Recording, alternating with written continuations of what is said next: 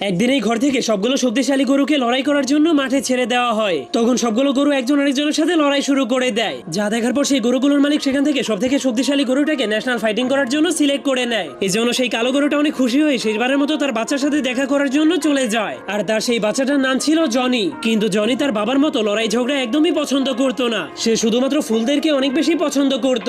এই জন্য সে তার বাবাকে লড়াই করতে যেতে নিষেধ করে দেয়। কিন্তু তার বাবা তাকে বুঝিয়ে বলতে শুরু করে প্রতিটা গরুরই একমাত্র স্বপ্ন হলো সে একদিন লড়াই করে চ্যাম্পিয়ন হবে। আর আমি যখন চ্যাম্পিয়ন হয়ে ফিরে আসবো তখন আমি তোমাকে আমার লড়াইয়ের সব স্পেশাল টেকনিক গুলো শিখিয়ে দিব। কিন্তু তখন একজন লোক তার বাবাকে লড়াইয়ের ময়দানে নিয়ে যাওয়ার জন্য গাড়ি নিয়ে আসে। এজন্য বাচ্চাটা তার বাবাকে দূরে চলে যেতে দেখে অনেক কষ্ট পাচ্ছিল। এরপর লোকটা গাড়িটাকে বন্ধ করে দিলে গাড়িটা তার বাবাকে নিয়ে শহরের দিকে চলে যায়। এজন্য জনি প্রতিদিনই তার রুমের মধ্যে বসে বসে তার বাবার ফিরে আসার অপেক্ষা করতে শুরু করে। কিন্তু সে অনেকদিন ধরে অপেক্ষা করার পরেও তার বাবা আর ফিরে আসছিল না। তখনই হঠাৎ করে সে একটা গাড়ির আওয়াজ শুনতে পেয়ে অনেক খুশি হয়ে বাইরে চলে যায়। কিন্তু সে বাইরে গিয়ে দেখতে পায় যে এই